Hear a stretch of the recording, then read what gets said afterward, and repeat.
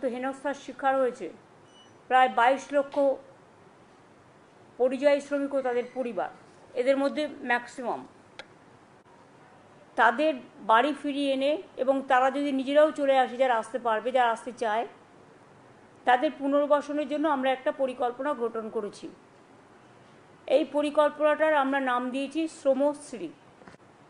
যারা ফিরে আসবেন এককালীন ভ্রমণ সহায়তা সহ আমরা 5,000 টাকা দেব।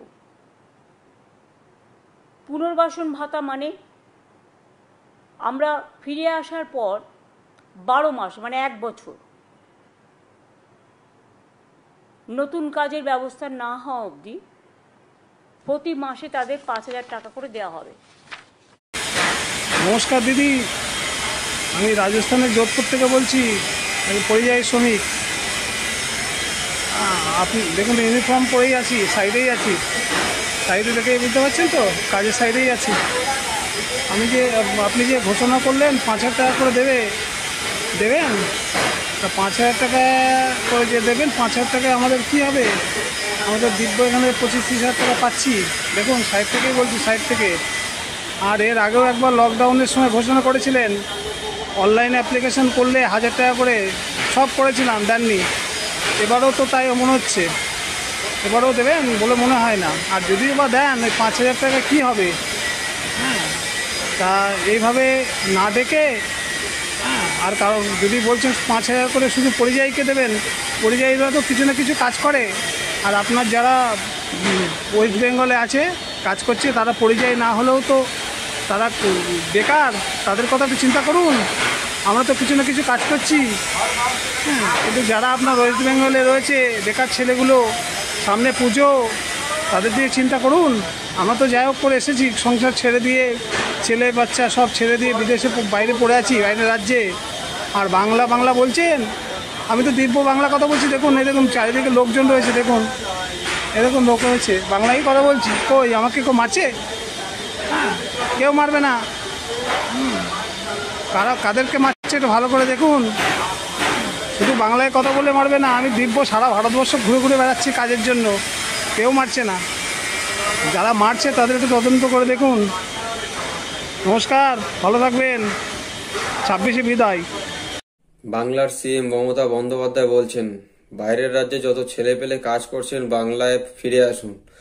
মাস গেলে 5,000 টাকা করে দিবেন, কালকে নবান্ন থেকে ঘোষণা করলেন। আমি দিদি মমতা বন্দ্যোপাধ্যায়কে বলতে যাচ্ছি, মাস গেলে আমার 8,000 টাকা ইএমআই পে করতে হয়, আর আমি মুম্বাইতে থেকে মাস গেলে 15 থেকে 20,000 টাকা ইনকাম করছি।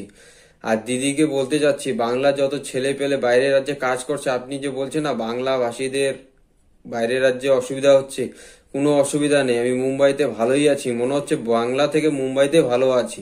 বাইরের রাজ্যে বাংলার যত ছেলে পেলে আছে যাতে ভালো থাকে, সেই জন্য এই সমস্ত যে কাজ করছেন সেটা দয়া করে করবেন না।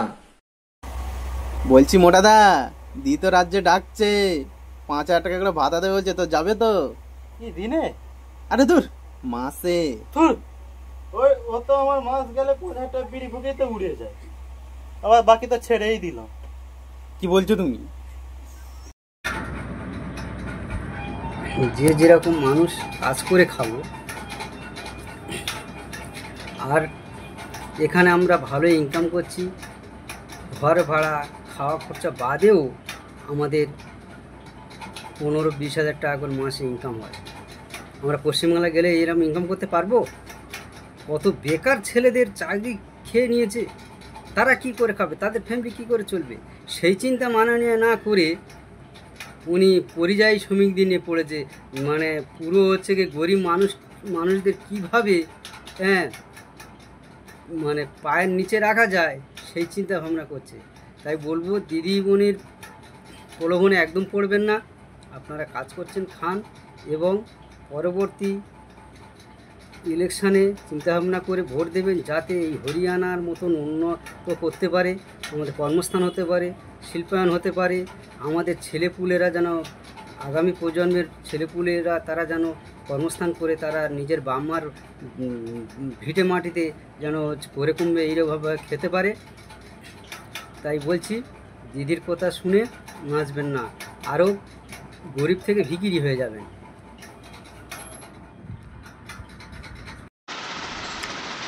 নমস্কার মমতা দিদি, আপনি বাঙালিদের জন্য কত চিন্তা করেন। আমরা বাইরে থাকি, কানপুরে থাকি। দিদি, আমি আপনার যে আমাদের উপরে এত দয়া দেখাচ্ছে, 5,000 টাকা দিচ্ছে, আমি আপনার খুবই কৃতজ্ঞ আপনার উপরে। কিন্তু আমি তো রোহিঙ্গিয়া না আর বাংলাদেশিও না, আমি কিন্তু হিন্দু। আর একটা কথা তো এই হয়ে গেল, আর দ্বিতীয় কথা, আমি কিন্তু চুরি করতে পারবো না যে তখন আপনি ডেকে 5,000 টাকা দিয়ে বলবেন কয়লা চুরি করো, গরু চুরি করো, পাথর চুরি করো, এইসব করতে পারবো না। হ্যাঁ, না, যে এটা আপনি যদি বলে দেন তখনই আসবো, নাহলে আমি আসবো না। নমস্কার মমতা দিদি। টিএমসি মমতা ব্যানার্জি বুঝতে পেরেছে যে 26-এ ভোটে হারবে। প্রত্যেকটা পরিযায়ী পড়ুয়ারা যারা কাজ করছে পশ্চিমবাংলার বাইরে, তাদের প্রতি যে দরদ দেখাচ্ছে কোনো দরদ নয়, শুধু ভোটে হেরে যাবে, তাদেরকে এক হাত করে ভোটটা যাতে নেওয়া যায় সেই জন্যে পলিসিগুলো বানাচ্ছে। একটা কথা শুনে রাখুন, টিএমসি যত নেতারা আছে তাদেরকে বলছি, সিপিএম ভোটে হারার পরে তারা কিন্তু আজ পতাকা নিয়ে রাস্তায় নামতে পারছে, কিন্তু যেদিন বিজেপি আসবে, মমতা সরকার যেদিন হারবে, সেদিন কিন্তু পতাকা তো, যে হাতে পতাকা থাকবে দেখবেন যে সে হাতটাই নেই।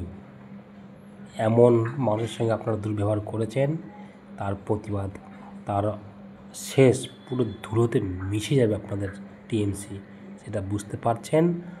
আর যারা ওখানে হিন্দুরা যারা আছেন টিএমসিতে, তারা একবার শুধু টিএমসি পার্টিটা ছাড়ুন, কালকে দেখুন আপনিও বাংলায় থাকতে পারবেন না এই টিএমসির অত্যাচারে। এখনও সময় আছে, বদলে যান, শুধু অপেক্ষা করুন ভোটটা 26-এর হোক, তারপর আপনাদের খেলা কী করে শুরু হয়। মাননীয় মুখ্যমন্ত্রী ম্যাম, আপনাকে বলছি, আপনি কি কাজ দেবেন? 5,000 টাকার প্রলোভন দেখাচ্ছেন।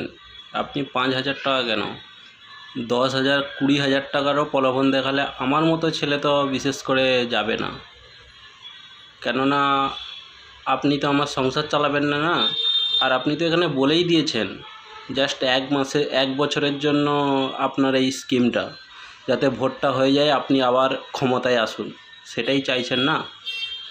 বাট এই প্রলোভনে কেউ আপনার পা দেবে না, তাই না?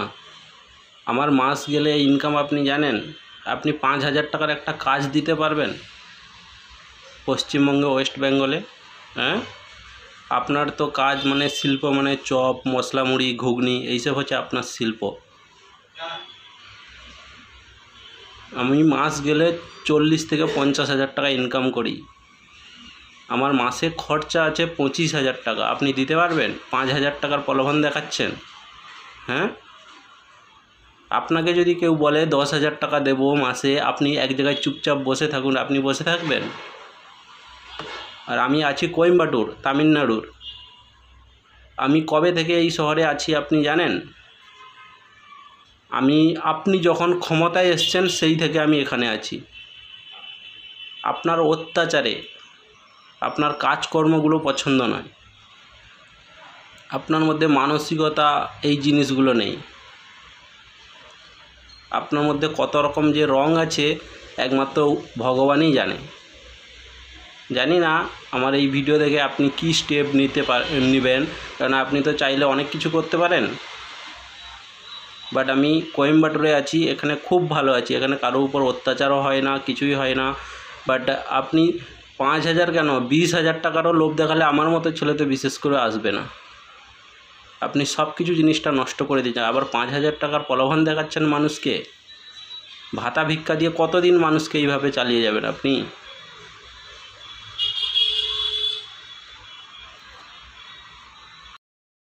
এই দেখ টাকা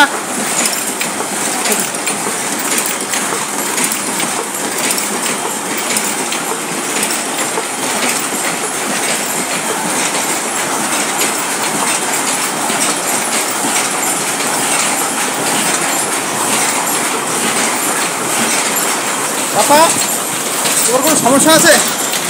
এখানে কাজে কোনো অসুবিধা হচ্ছে? না না, কোনো মালিক গালাগালি দেয়? না না, গালাগালি দেয় না তো? তাহলে ঠিক আছে। আর কাজে এখানে বিজেপি সরকার কোনো কিছু বলছে? কাজের কথা কোনো ঝামেলা তো কি নেই তো? কোনো সমস্যা নেই। পেমেন্টে কোনো অসুবিধা আছে? না না, কোনো রকম সমস্যা নেই আমার। নমস্কার শফিকুল দা, আমি একজন ব্যাঙ্গালোর থেকে পরিযায়ী শ্রমিক বলছি।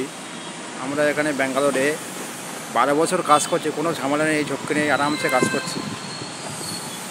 বাংলায় মমতাদি বলছে যে বাংলায় পিরিয়ড করে 5,000 টাকা করে মাসিক দেবে। আমরা তো এখানে মাসে 25,000 টাকা পেমেন্ট পাই। 5,000 টাকায় কি সংসার চলবে? ওটা ওনাকে বলুন। আমরা তো হাজারটা ছেলে পরিযায়ী শ্রমিক ব্যাঙ্গালোরে কাজ করছে, কোনো অসুবিধে নেই। তাহলে মমতাদি বাড়ি নিয়ে গিয়ে কী খাওয়াবে, কী দেবে? আমাদের তো কলকাতায় কোনো কাজ নেই। আমি তো 12 বছর এখানে কাজ করছি, কোনো অসুবিধে নেই, কোনো কিছু নেই। গতকালেই মুখ্যমন্ত্রী মমতা ব্যানার্জি পরিযায়ী শ্রমিকরা যারা বাইরে হেনস্থা হচ্ছেন ভাষার জন্যে, বাংলা ভাষা বলাতে বাংলাদেশি তকমা লাগিয়ে দিচ্ছেন, মানে বাইরে অত্যাচারিত হচ্ছেন, যার জন্যে আপনারা এখন রাজ্যে চলে আসুন, বা আপনারা যারা আসতে পারছেন না বলুন, নিয়ে আসবে। আমরা আবার নিজে আসলেও আপনাদের জন্য এখন ভাতা প্রকল্প চালু হয়ে গেল, কমপক্ষে 1 বছর, মাসে 5,000। যার জন্যে এই খবর চারদিকে সোশ্যাল মিডিয়ায় বা খবরের মাধ্যমে ছড়াতেই এক এক করে কিন্তু পরিযায়ী শ্রমিক এর যোগ্য জবাব দেওয়া শুরু করেছেন, এবং আপনারা দেখলেন এই ভিডিওতে। এবং আমি আপনাদের জানিয়ে রাখি যে একজন শ্রমিক এক রাজ্য থেকে বলছেন, কেউ তো টিএমসি নেতাদের বলছেন যে আপনারা এত অত্যাচার করেছেন যে শুধু এই ভোটে যদি আপনারা হেরে যান, কিন্তু বামফ্রন্টকে হারিয়ে আপনারা আসছেন, বামফ্রন্ট এখনও পতাকা নিয়ে মিটিং মিছিল করছে, কিন্তু যদি একবার এই তৃণমূল দল হেরে যায়, যারা তৃণমূল দলের ঝান্ডা নিয়ে দৌড়দৌড়ি করছেন, নেতাগিরি করছেন, দাদাগিরি করছেন, আপনারা হাতে ঝান্ডা নিলে পরে সেই হাতে হয়তো থাকবে না। চিন্তা করুন, বাইরে যারা পরিযায়ী শ্রমিক তারা কতটা ক্ষিপ্ত হয়ে বলছেন। কেন বলছেন? কারণ বাইরের রাজ্যে এত কাজ চারদিকে, হরিয়ানা, ত্রিপুরা, রাজস্থান, কেরালা, গুজরাট, সব জায়গা থেকে পরিযায়ী শ্রমিক ফোন করে এই রিয়াকশান দিচ্ছেন। কেন?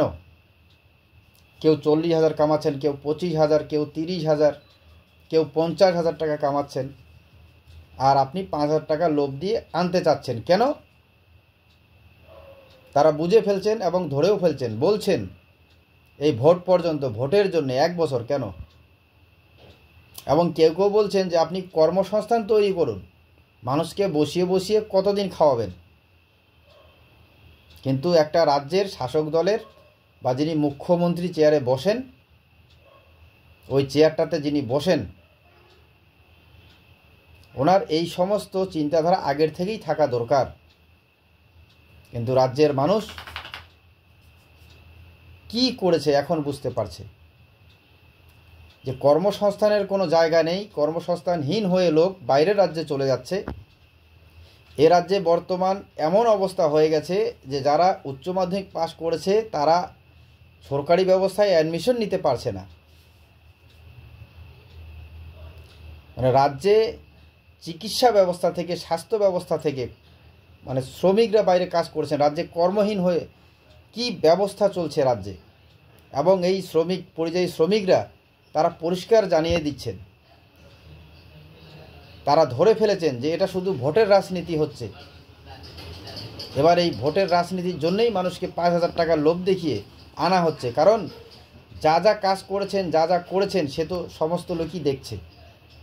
এবার কোথাও না কোথাও মুখ্যমন্ত্রী মমতা ব্যানার্জি তিনি হয়তো নিজেও বুঝছেন যে 26-এর ভোট হয়তো আমার খুব টাফ হবে, কারণ বুঝতে পারেন যে মানুষের জন্য আমরা কি কাজ করেছি এবং সোশ্যাল মিডিয়াতে কি দেখানো হচ্ছে। আপনারাও জানেন যে মুখ্যমন্ত্রী বলেছেন যে প্রতিদিন তিনি সোশ্যাল মিডিয়া চেক করেন। সোশ্যাল মিডিয়ার রিয়াকশান তিনি অবশ্যই চেক করছেন। তো এই পরিযায়ী শ্রমিক, আমি আপনাদের বলে রাখি যে এই ভিডিও আমার আরামবাগ টিভির যে শফিকুল ভাই, ওনার চ্যানেল আরামবাগ টিভি, সেখান থেকেই নেওয়া। কারণ আরামবাগ টিভি চ্যানেল সত্য দেখায় এবং সত্যের প্রতীক হয়ে উঠেছে, এবং সেই চ্যানেলটিকে সবাই চেনে হয়তো বলেই এই পরিযায়ী শ্রমিকের যে ভিডিও ওনারা করে এই শফিকুল ভাইকে পাঠিয়েছেন। এবং আমি মনে করলাম যে না, এই ভিডিও এই পরিযায়ী শ্রমিকদের কথা আপনাদের জনসাধারণের শোনা দরকার, যার জন্যে আমি শফিকুল ভাইয়ের ওখান থেকে এই ভিডিও নিয়ে আপনাদের দেখাচ্ছি। তো যাই হোক, আপনারা দেখলেন এবং পরিযায়ী শ্রমিকদের কথা শুনলেন। কেন কি আমাদের যে রাজ্যে হচ্ছে, যেভাবে মানুষকে ভাতা এবং ওই অনেক শ্রী প্রকল্প, ওই শ্রী সব জায়গায় শ্রী, মানে দুয়ারে দুয়ারে উন্নয়ন চলে বেড়াচ্ছে, এ সমস্ত ব্যাপার মানুষজন জেনে ফেলেছেন। এবং পরিযায়ী শ্রমিকরা যেহেতু বাইরের রাজ্যে আছেন, তারা বেশি করে জেনে গেছেন, কারণ তারাই তো বাইরে। কেন বাইরে? একজন শ্রমিক বললেন যে আমরা চাই যাতে আমাদের ছেলেপুলেরা বাবা মাদের ছেড়ে বাইরে না আসুক, কারণ যারা আছেন তারাও তো বাবা মাকে ছেড়ে আছেন, বউ বাচ্চাদের ছেড়ে আছেন। তাহলে সংসার চালানোর জন্য ফ্যামিলিকে ছেড়ে বাইরে থাকতে হচ্ছে। কেন? কারণ আমাদের রাজ্যে কোনো কর্মসংস্থান নেই। কি বলবেন? তো আপনারাও আপনাদের ব্যক্তিগত মত কমেন্টে অবশ্যই জানাবেন। সজাগ থাকবেন। ধন্যবাদ।